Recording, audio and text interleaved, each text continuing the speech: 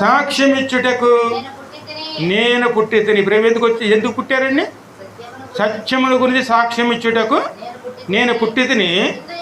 ఇందు నిమిత్తమే భూలోకమునకు ఈ లోకమునకు వచ్చి తిని.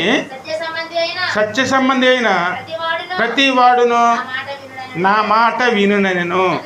అందుకు పిలాతు, ఇంతకీ పిలాతు ఎవరండి?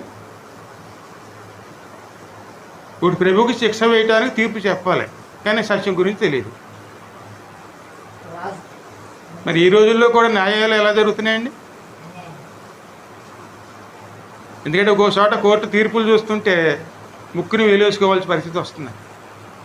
భూలోక నీతి ఎప్పుడు కూడా అంతేనండి. సత్యం తెలియదు, కానీ తీర్పులు మాత్రం విధిస్తారండి. ఇప్పుడు తాను తీర్పు చెప్పవలసిన వాడు ప్రభువుని అడుగుతున్నాడు, సత్యం అంటే